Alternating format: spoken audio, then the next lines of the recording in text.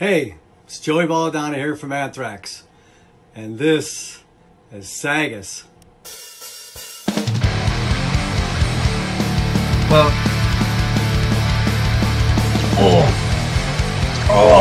Look, this is a big one. I didn't break out and join the podcast today. It is now time for Devil's Advocate. Same time, same place. Awesome. What's going on, everybody? This is Corbin, the Serpent Tongue Skipwith. And this is Ren, the Berserker Marivu. And this is SAGAS. SAGAS. Welcome. This is episode 44. Wow, what? Yeah, I'm pretty sure I got my math right on that. Episode 44, and we'll be talking about this is Ren's choice this week. So if you want to introduce the album, band. Yes. A band I've been really looking forward to talking about, Periphery, and their 2019 album, Hailstan, or 4, even though it's their 6th album. Yes. These guys are just like a mega bunch of really sound, talented human beings. They blasted onto the music scene, I think, in 2005 with their first album, Periphery. So since then, they've had Periphery 1, 2, 3. They skipped before 3. I think they went to like Omega and Alpha, and then they went on to 4 and then 5. Or not 4, they're working on 5, I think. So it's been a really interesting discography so far, but I think this was their mightiest album yet. So I was really looking forward to chatting to you about it, bro. So Periphery for the win. Well, first of all, it's weird because just by the way that you're describing their album discography, they sound like the Xbox of the music world. Xbox, Yeah. Xbox 360, Xbox One S. Like, what the fuck? But it's weird because when you said this band last week that we're gonna do, it gave me a weird hint of like familiarity. I know I said that. Familiarity. I was like, this band sounds familiar, but I don't know why, and I still haven't solved it. I don't know why, because I never listened to them. It just must be a band that came up a lot. Because I'm surrounded by metal now. So it just must be a name that pops up all the time. But yeah, so I'd never listened to this band before, but these are some of the albums that came out 2019, and some of them kind of blew me back because I was like, wait, this was that long ago? Like 3 years ago? Like some of the names on this list I couldn't believe came out then. Like I remember it coming out like months ago, so it's weird. Slipknot, We Are Not Your Kind. I remember that coming out not that long ago. Mm. Well, obviously it did, but I remember it fresh in my head. I remember that single, their lead single. I forgot what it was called, but it was like that really banging single. We had that come out. We had OPF in Venium. We had Metal Galaxy by Baby Metal. What a crazy band. To be fair, I like their other album better, but still, Fair Inoculum by Tool. That's weird. So that means that Slipknot album and this album came out at the same time. Tool. We have Cattle Decapitation, Death Atlas. We have Sun O with Life Metal, which I heard is a very amazing album, but I haven't heard it yet. But I've heard good things. Actually, Empath by Devil Townsend. Yeah. That came out around this year, that year. And apparently even a 2019 album by Mayhem called Daemon, Daemon. So yeah, a lot of interesting releases that came out in 2019. A lot of them I was a bit surprised, like kind of facing the years it came out. I was like, wait, that came out then? I thought it came out like yesterday. But fucking, I was wrong. So yeah, a lot of interesting, and my first reaction, and because I've listened to this album 3 or 4 times since till now, and I can tell that my first reaction, I thought this album, and I'm just being honest, I thought this album was messy as fuck. I was like, what is this? Like, because going from the first track, Reptile, the 16-minute, which I think that this might be the longest, this might be the first album that you've recommended with a song this long. I know I've recommended heaps, but I think this is the first one you've done. Obviously, I'm no stranger to long tracks and albums, but the first 3 or 4 minutes of this album, I was like, all right, I kind of know where this is going. I know what they're trying to do, and then it just switches, and then the whole album is just a bunch of switches. So yeah, my first impression was this is this is messy as fuck. They're all over the place, so many different styles, and so yeah, that was my honest to God first impression. Yeah, it's interesting because I had a feeling that you'd feel that way about the album. And it's like, so this is the first album that they released independently.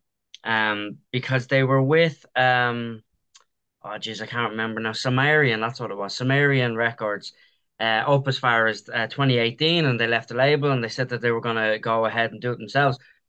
But the albums were always recorded in house anyway, and I'll get more into that later on because they're just a bunch of geniuses. When it comes to recording and getting particular sounds, they also are like the band that they don't like saying that they forefronted gent, but they pretty much did.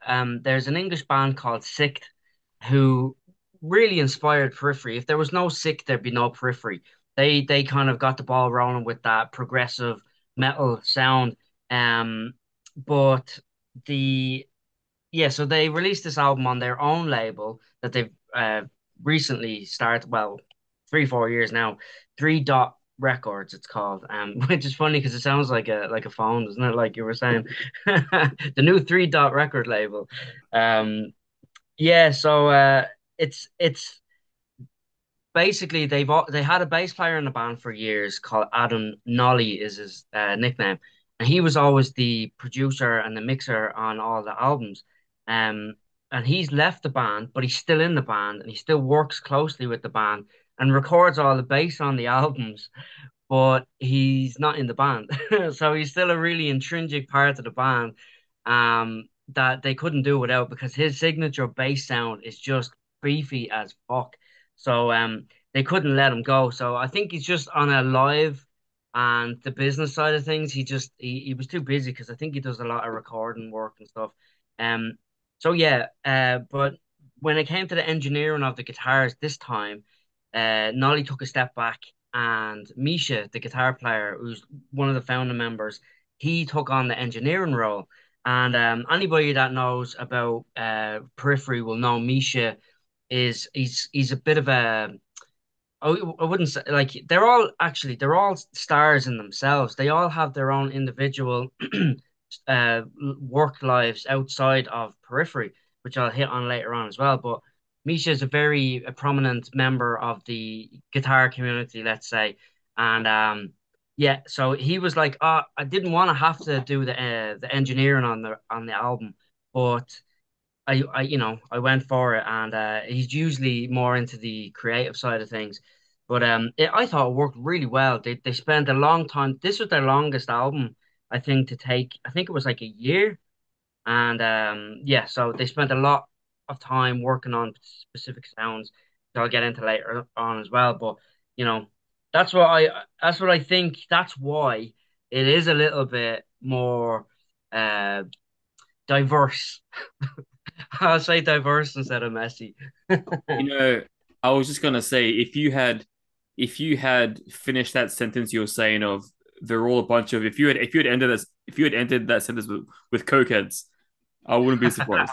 Nah, being real here, like I said, I listened to it more than once, and the more I listen to it, the more I kind of, even though it may not have grown on me as I wanted it to, I can, after many listens, say like I can respect the balls it took to just be like, you know what, fuck conceptuality. Let's just make like let's just make music, and they literally meant they went for everything. There's fucking there's moments of like electronic and dubstep. There's moments of classical music towards the back end of the track 7. But then they ruined it by on top of that adding dubstep towards the fucking end, like classical. And it's like what the fuck? Like just keep it classical. Why do you have to add an outro to an outro? It's just fucking. But anyway, the classical part I liked. There's some parts with like track 4, which has that real melodic vibe about it. Track 5 has that weird melodic but indie vibe. It's just like they're going for broke here. And the only other band that I guess they're actually a trio, but the only other group that I know that have done this in a way where I actually respected was you probably wouldn't have heard of them, but the experimental trio Death Grips.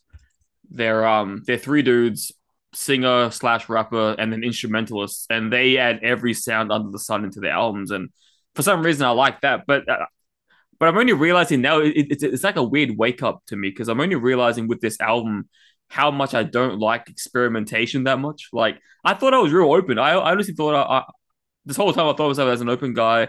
I like death groups. I like when stuff blends. But I think now the more I listen to this album, the more I realize I'm the kind of guy that likes just like a few genres mixing together. Like, for example, Black Sabbath, metal, country, and blues.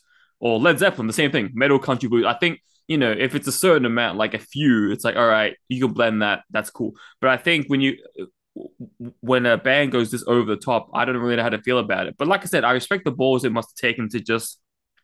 And I haven't heard the rest of their music, so I don't know what they're normally like compared to what this album is. But based on just this album alone and all the different variables, it was a lot to grasp. And the more I listened to it, the more I did enjoy the listen, the more I listened to it. So it's not out of the question that if I listened to it more, I would probably grow on me. But it's just so much to take in that throughout the week when I was listening to it, I just found it a tad bit overwhelming with trying to deal with all the different sounds and all the different, as I said a few seconds ago, variables included.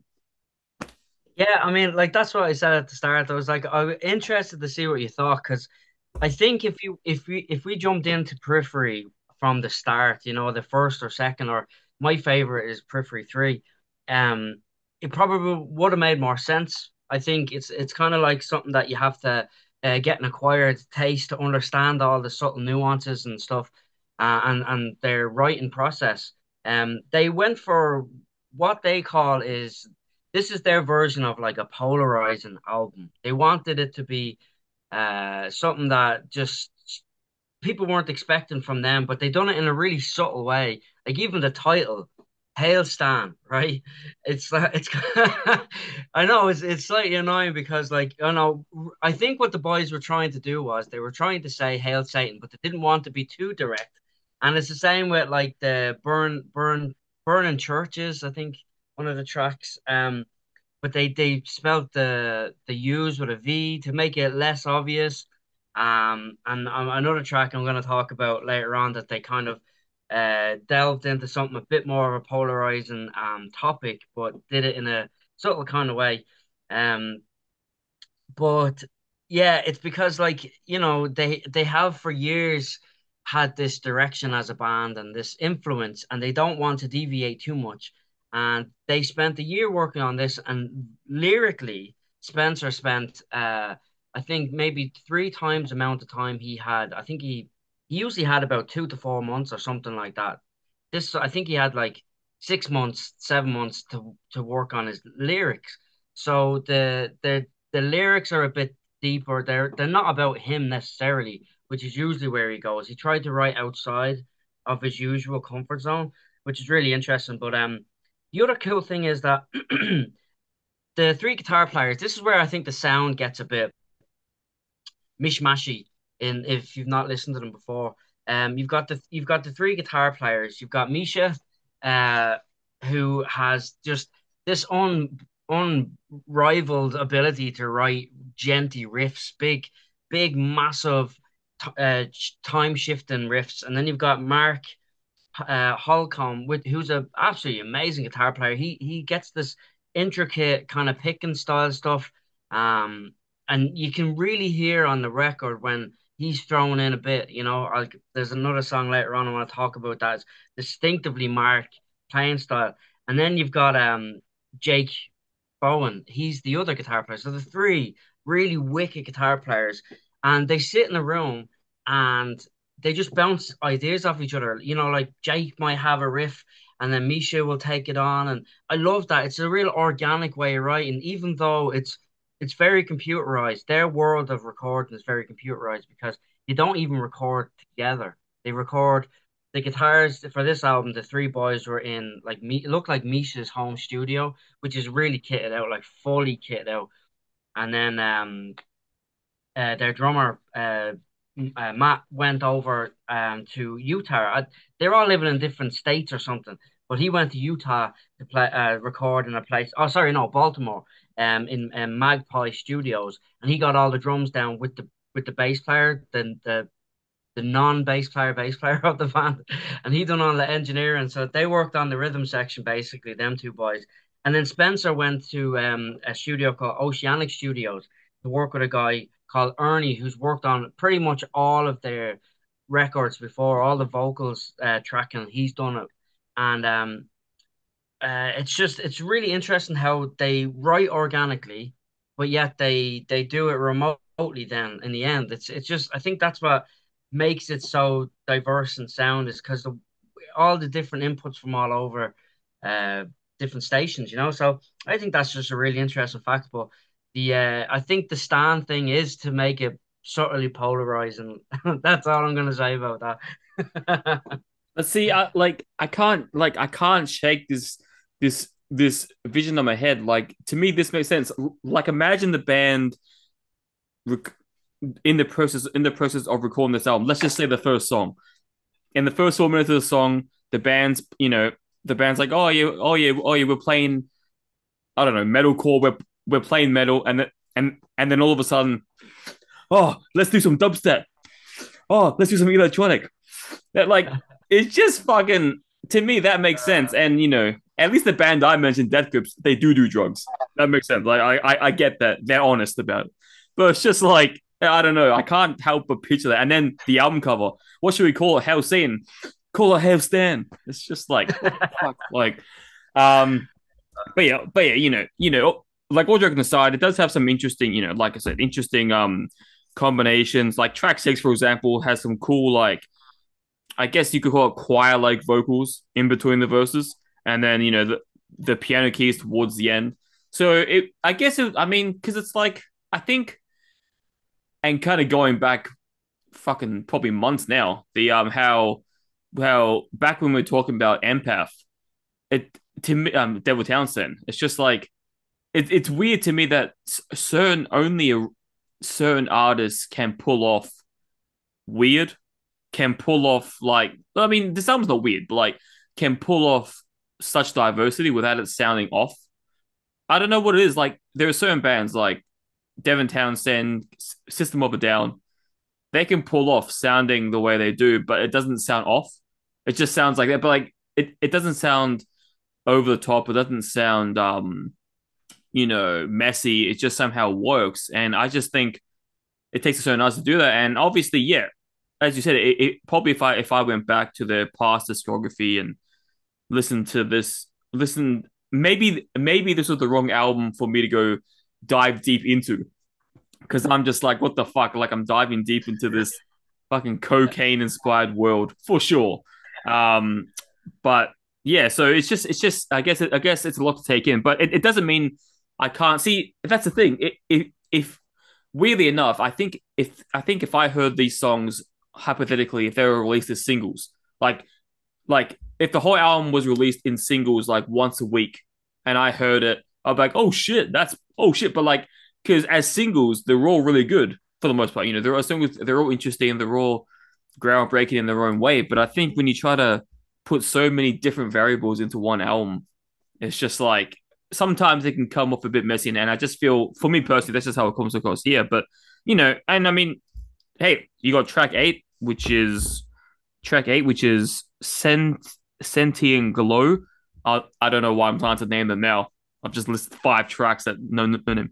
But Sentient Glow has like a real, to me, like a traditional screamo to mid late 2000s era mashup. With a hint of thrash, I guess, because the instrumentation is a lot faster than normal. But the singing wise, you got that screamo tempo, that screamo style singing. Asking Alexandria, fucking Fallen in Reverse, Escape the Fate, those types of bands. So yeah, it's like I said, if I were to listen to these songs individually, just like by themselves and not try to listen to it into an album form, I think I would understand a bit more. It would help me a bit more digest all this. But I think because I'm trying to listen to it into an album, I've got like what is it, 9 tracks of just such different contradicting styles. I'm so used to when I listen to albums, I'm so used to them kind of flowing properly, like not properly, but flowing like a river. Like each song kind of complements the rest. And this just feels like a bunch of singles trying to be an album. And like I said, if I heard them as singles once a week, I'm sure it'll be fine. I'm sure I'll love. I mean, I do love the songs. It's just because this is an album, I'm trying to see it from an album perspective. And from an album perspective, I just think it's just very messy. But who knows? Maybe if I listen to it 3 more times, I might get the bigger picture. But I'm pretty sure like 10% of me. I have a 10% feeling that the reason why I'll never get the 100% picture is because of the fucking dyslexic title with Stan. Like that will always piss me off until they change it. Maybe they should make it like a deluxe edition, like Satan, and then I'll fucking like. Because even the album cover, you look at it, it's like the devil. Yeah. So it's like just fucking sad. I'm sorry, but changing the U to V, you just called it church burner. Like what is with I don't like you're not fooling anyone with it. Fucking no one's looking at it like, oh, I wonder what they mean. Oh, fucking like I don't see the point. But yeah, I mean, if they were doing it to be not so upfront, like sure, but you could have just called your album something different. You didn't have to want to call it something and then fuck the title up by not calling it what you wanted to. It just doesn't make any sense. Like that would be like me going to KFC ordering chicken, but I don't really want chicken. But I'll order chicken anyway because that's what I want, but it's not. It doesn't fucking make sense. But anyway, I guess that title will bug me to the end of time. But yeah, Yeah. my point stands. As a bunch of singles, they're great. As an album, I feel like it doesn't mesh together properly. Does your point stand? What? Oh, stands. Oh, we're What doing this about? shit again. Yeah, yeah. No, look, do you know what? I love how we both look at albums. I knew that this would fuck your head up, man, because it is so fucking spicy. It's so much shit thrown in there.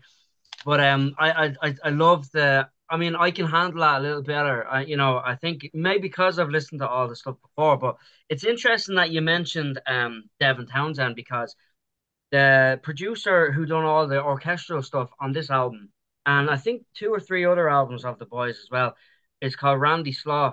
He's actually that's where I was thinking about Utah. He's from Salt Lake City, Utah, and he has basically he is the man that is the go-to for everybody that wants this over-the-top orchestral stuff thrown in on metal music or heavy rock. And he actually done Empath for Devin Townsend. So there is a connection there. And also there's a really interesting video on YouTube of Jake and Spencer watching reacting to Empath, the video. And it's pretty cool. It kind of so like these guys are big fans as well of music and every aspect of music. I think that's what I like as a musician. They're interesting characters. Like they all have like like Mark has a signature PRS guitar, which is absolutely beautiful, 7 string. Um, and then Misha has like a rake of Ibanez signature models that are just beautiful. He recently came out with a more strat shaped one, which was really interesting. It's a bit more classic kind of style rather than this new modern guitar look, which I thought was really cool. And I can kind of hear, I think he might have been inspired a bit by old school rock and metal stuff going on the solo work and the lead work on this album. It's there's a few like stylistically it's less modern, which is what I really like. I like the old school sounds a little bit. But I mean if you're looking for new old school sounds, Periphery is not really the place to go look for it because they are modern as fuck when it comes to everything how they record in the studio to how they perform live with no amplifiers like they don't actually have amps on stage they have like it's all in ear and through the monitors and it's like it's mega high tech stuff that these boys go for as musicians but as musicians go these guys are some of the most talented guys in the industry Matt Drummond is phenomenal like literally that man has been gifted some kind of rhythmic special powers. I don't know what it is, man, but it's just his understanding of rhythm is unparalleled by a lot of the standard now today. Like it's just absolutely incredible. And to have three really, really, really talented guitar players that can shred and make all the bitching sound you want. And then top that off with they all have a really good understanding of how to record. And let's not leave Spencer's vocals out. I mean, that man's range can do pretty much anything that he wants to do. Like he's got, you know, his main place where he goes vocally is his mid to high fries, where you hear that screech stuff. But then he has a really nice what I like to call like a clean belt where he can belt out like with mad projection on a clean. It doesn't have to break up on him. But then he's also able to, keep that robust kind of tight belt with a bit of gravel then as well. Like it's really, really cool. Like he does this he's basically he's very technical, even though he was never classically trained in technique. He has great control of his neutral larynx. This lad here, he's able to keep it. When he's in the studio, he throws technique out the window, and this is what I love. When you're in the studio and you just give it socks, and even if you're tearing your throat and you're injuring yourself, and you're not going to be able to sing properly or talk properly tomorrow, you do it because you know that it's immortalized on record, and I love that. But then when he's on stage, he pulls it in and he's much more relaxed and like he'll hit these notes, but he'll do it with just a little bit less uh ferociousness, and it's able to withstand over the date after date, and it's just amazing how he approaches vocals and everything. That's just really, really cool. So when it comes to that technical side of this band, I get really excited. But yeah, actually, before I forget, the electronic music is this is it's probably not a theory because it's pretty obvious. Like, but Misha has an electronic side project. I think they're called 4 Seconds Ago. So you must give that a listen because I think that would be interesting to hear his side stuff. But then Jake actually done a lot of the electronic stuff on this album. So the two of them were bouncing off each other. So you've got two lads that are into that. So they both wanted to get their ideas out. So I think that's why it's like even more so. But there's a couple of cool synthwave kind of parts. There's one track that's very synthwave. And I don't know if I said this to you before, bro, but before uh I think it was like my 2 or 3 albums in, I decided I'm gonna make a synthwave album. And I never released it, but I released a couple of teasers and stuff. But I pretty much had like a whole synthwave album. I don't know what got it in my head. I was like, oh, I just love this really nostalgic sound of my youth, playing video games. But I think that's a big part of these guys as well. When they're in the studio, if they're not working hard on the tracks, which they take very seriously, they're playing video games. And there's one video on YouTube of there's five of the members walking around I don't know whether it's Washington or wherever they are with their phones trying to catch Pokemons. It's fucking comical, like, so they have this really like I don't know, they pretty much just take all their influences and throw them in together. But this actually might be where you might have heard some of their stuff from because the boys are actually involved in the video game world. Misha has made music for soundtracks for video games and stuff. Halo, I think, was one of them or something. And then Mark is a voice actor for video games as well. So, you might have heard something about them in the video game world too. Like they're just really interesting characters. They have a band called Haunted Shores, which is Misha and Mark's. You call it a side band now, but at the start, Misha started a side project, and then Mark was in that, and he brought Mark into the Periphery. So, like, you know, uh, yeah, it's like a side project, but they're band currently. And Spencer now, I haven't heard any of the stuff, but I'm looking forward to listen to it from first to last. Do you know that band from first to last?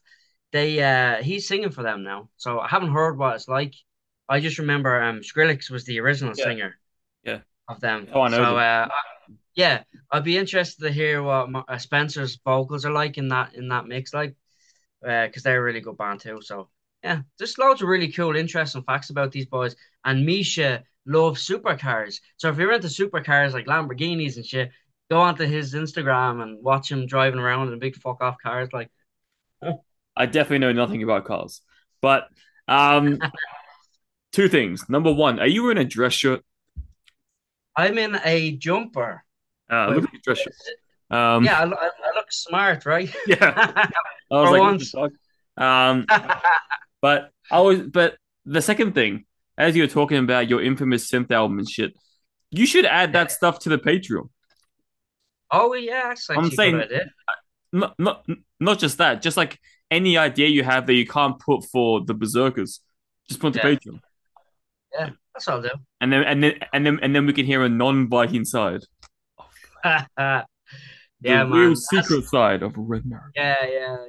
Um, yeah, no, like I said, after my many listens, it's just like, yeah. I mean, as I said, as each song goes, it's an enjoyable listen song to song. It's just when I have to accept it as an album, that's when it gets a bit hard for me. But like I said, this album, I now know. I mean, I've warmed up a lot more to Empath as I keep listening to it since our episode on it. So it's just like there's no reason why this can't be the same, and I can't start loving it. But for now, as far as it goes, yeah, it is. And I know I've been repeating myself all episode, but like I just find it a bit messy. But you know, what's funny? It reminded me when you said that even though he wasn't classically trained, and when he gets in the studio, he throws all the technique out the window.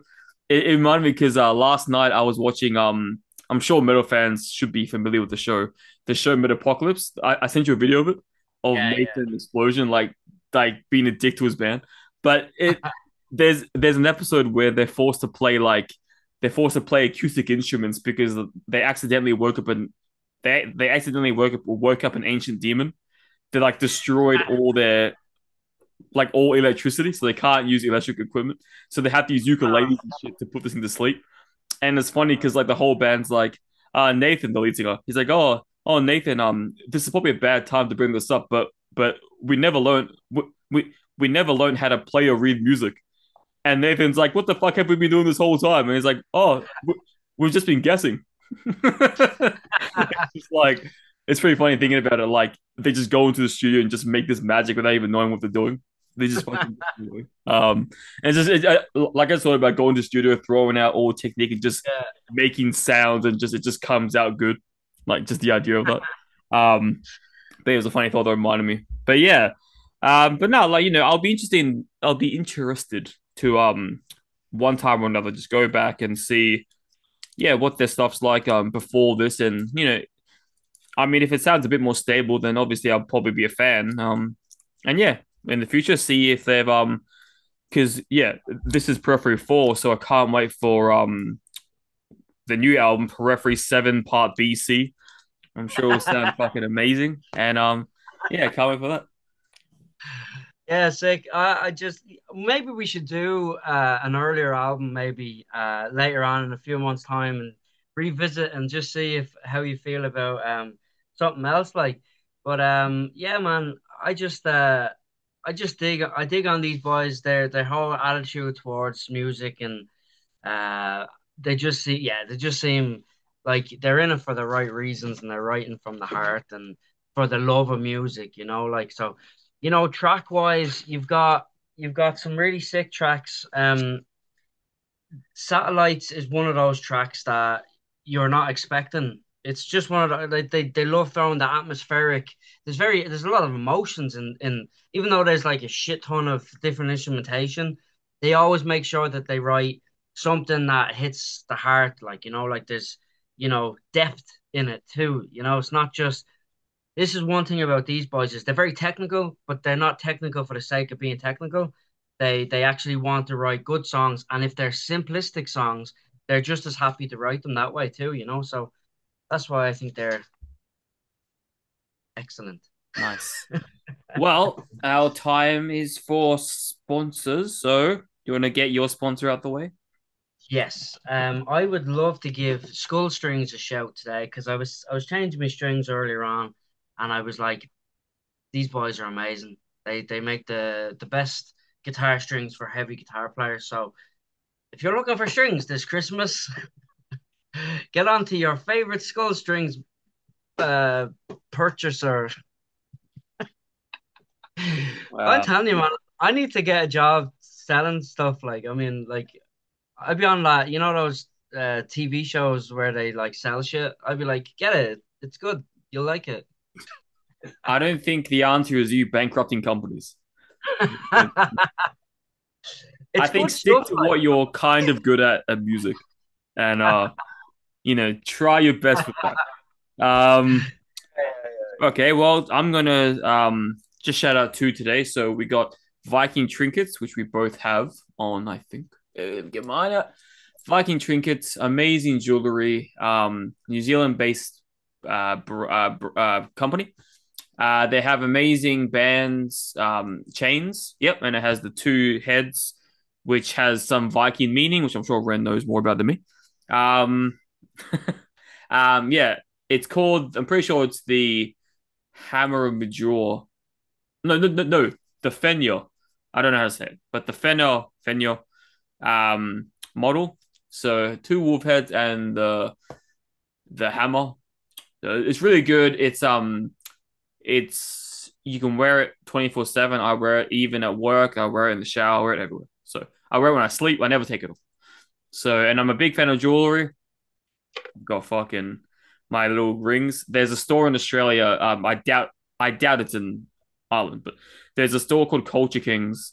It pretty much it's pretty much where all the faggots go, really. Like where all the people who think they're top shit go, and I'm one of those people. But they have they have these gold rings, and they have like that's a pyramid. Nice. That Oh, was like nice. $100 only. Yeah. It's fake gold, obviously, not real. And then a tiger. So Oh, I love my jewelry, so go and get yours today. They're always having good discounts on there, and even without the discounts, it's quality worth purchasing. So go check them out, and when you go there, put in the discount code SMP10,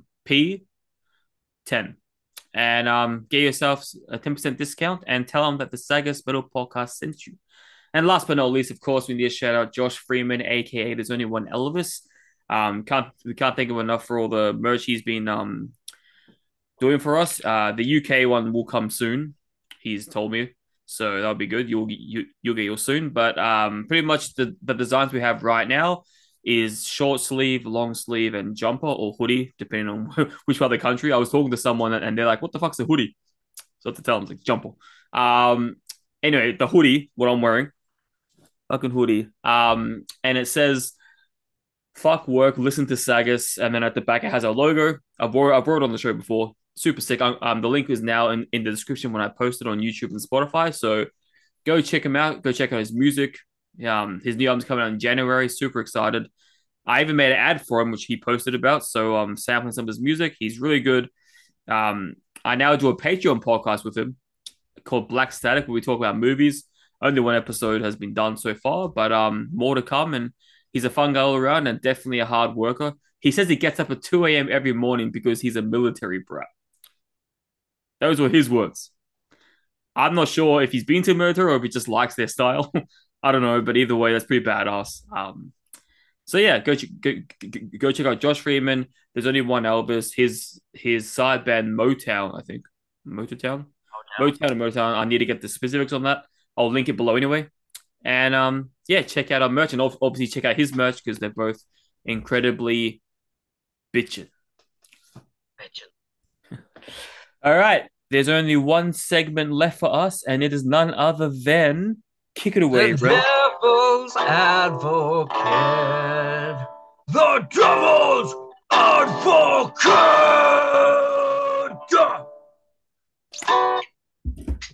Nice. One of these days, we got to get the boys into like a drum solo, devil's advocate, or a bass solo.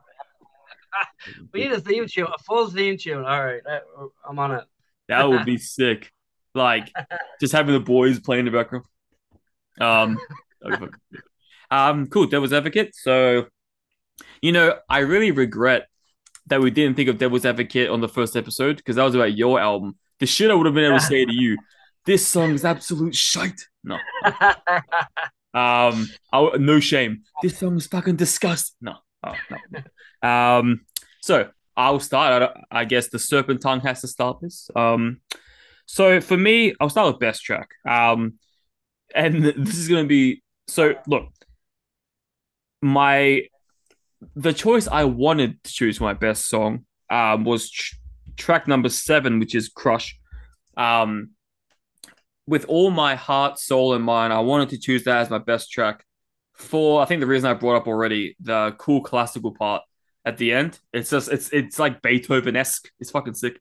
Um, and again, I find that funny whenever I talk about classical music, I only mention one dude. I think the whole world just mentions one dude, like Beethoven, like there wasn't hundreds of other dudes. Like that's so sad. Like everyone just knows Beethoven. But anyway, it has a Beethoven-esque classical feel to it. But then that fucking dubstep they added at the very end, it's like, why the fuck did you add that to the classical part? Like, it should have just rode off the classical, and then I would have been the happiest dude alive. That would have been my favorite song. So it's contender because of that bit, but then it's also not because of that bit. The same bit made it and ruined it. It's kind of like the reason for Empath. Remember, the song I chose was the worst and best because of the sick intro and then the way he sang. This is like that for me. Now my favorite track is my favorite track. Oh no, so my actual favorite track. That's what my actual favorite track is. Track number 2, Blood Eagle, and the reason. And see, I think the reason I'm going to give for this song would be a pretty stupid reason any other album, but it makes sense for me on specifically for this album. And the reason why, and I even wrote in my notes, is because this song sounds heavier and more focused.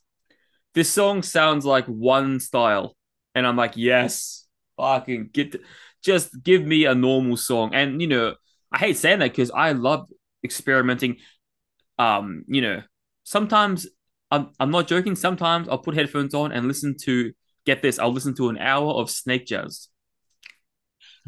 It's from Rick and Morty, the show. They have snake jazz, snakes singing jazz, snakes hissing jazz for an hour straight, and I'm obsessed.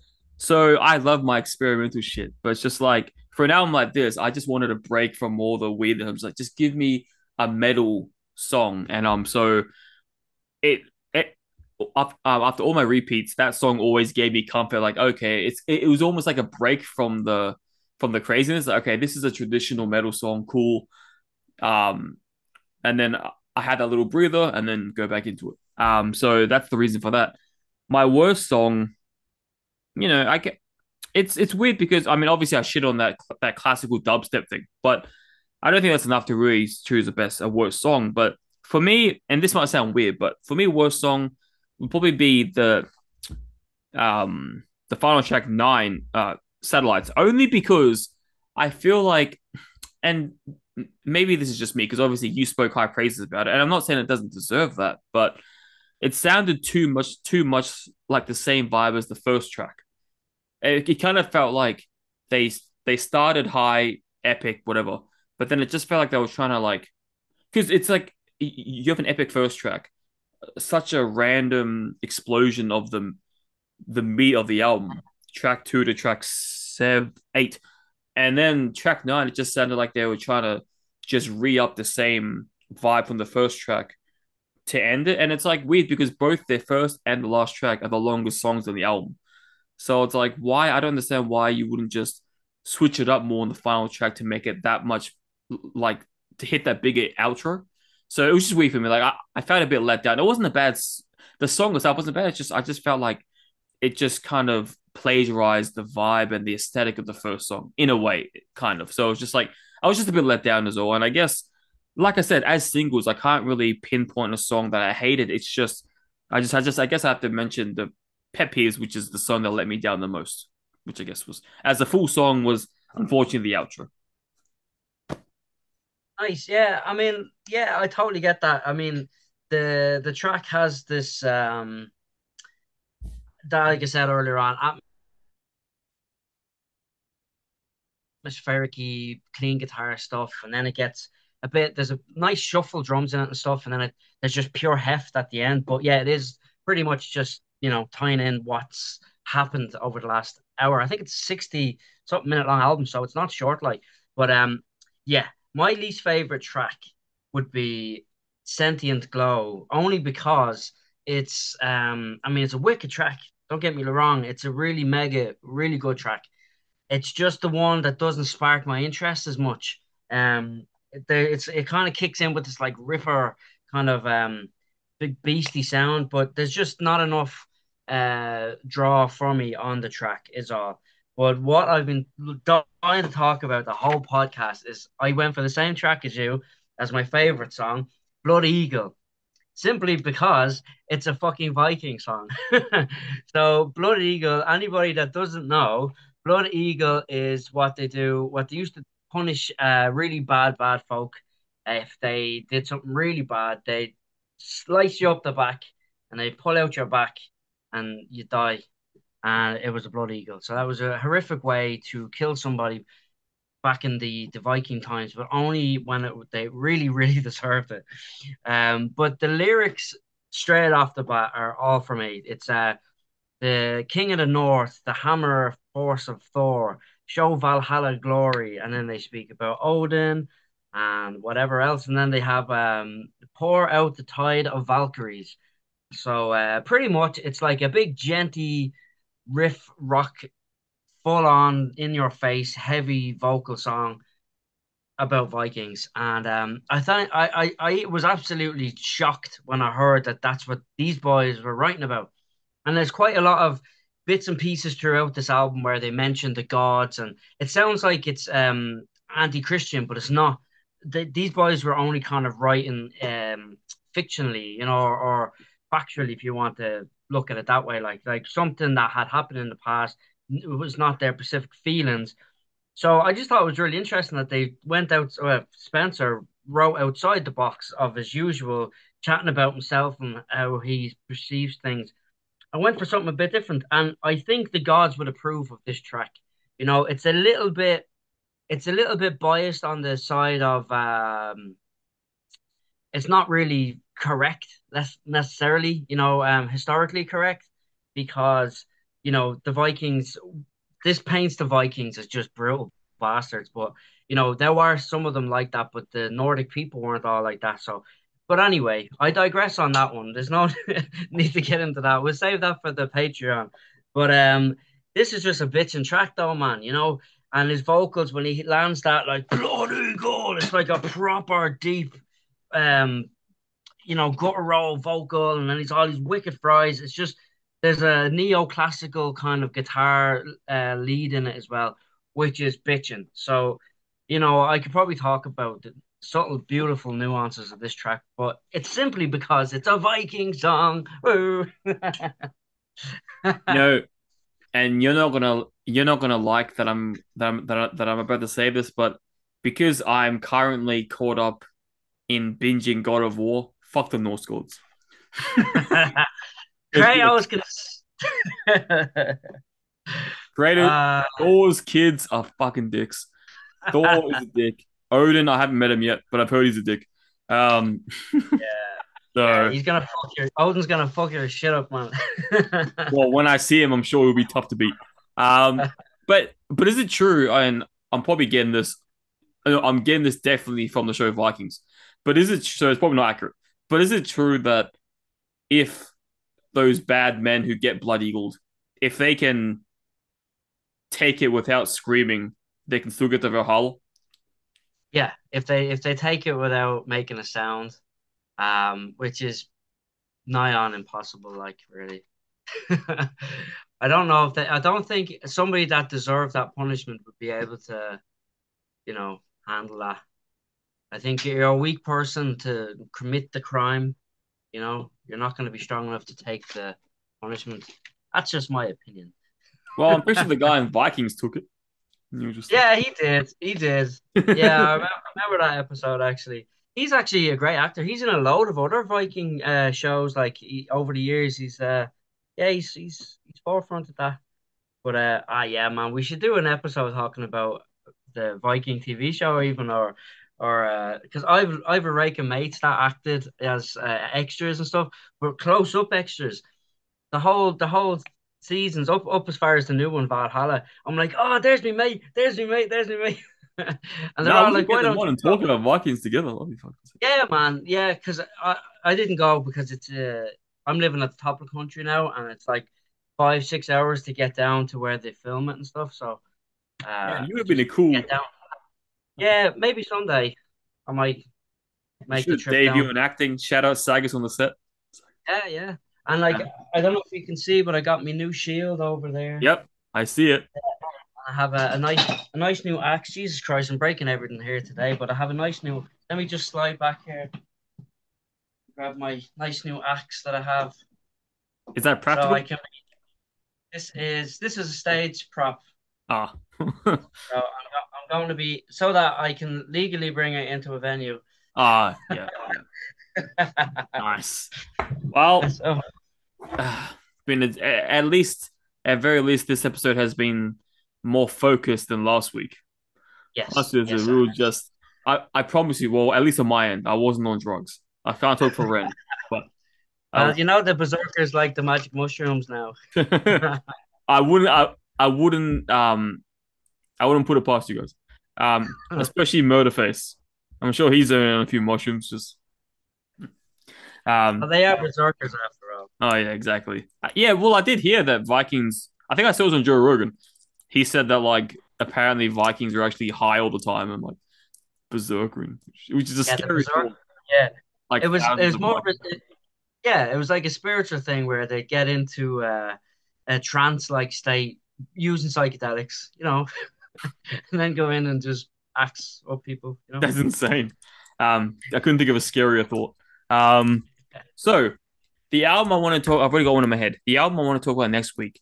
Now, the reason I wanted to talk about this album, not only because it's possibly my favorite black metal, spoiler, whatever, it's a black metal album, but it's my favorite. It's not only because it's probably my favorite black metal album of the modern era. And anyone who knows me, I'm a very traditionalist of black metal, so it's hard for me to find black metal albums like recent black metal albums that I really love.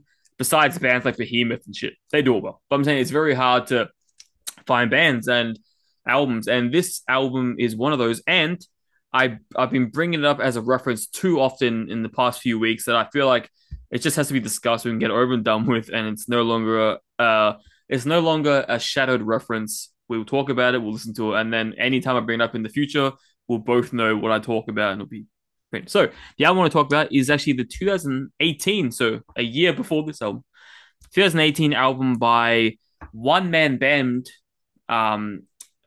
Panopticon, and the album is The Scars of Man on the Once Nameless Forest. I'm pretty sure. Hang on, it's cut out. The name's cut out. And I know this looks bad because it's my favorite album, but I never really think about it because the names always cut off, and I never really think about it. So The Scars of Man on the Once. I mean, maybe it's just ends with nameless. The Once Nameless. Okay, let's see. The full title is. Oh no, I was right. Yeah. So the album's just called "The Scars of Man on the Once Nameless Wilderness." So there's two parts to it. I only want to talk about part one. Part two is fine. It's good, but not as good as part one. So pretty much what to expect. It's wild because it's a combination of black metal and folk music, which this guy, he's one dude, does it really well, and he kind of adds like a weird global what do you call it? Someone who cares about nature. Can like what do you call those people? There's a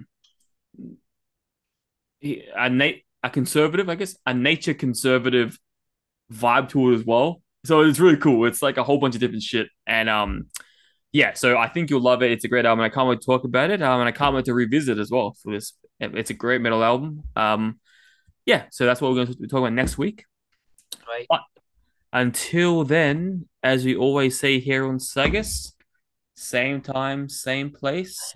Awesome. Awesome.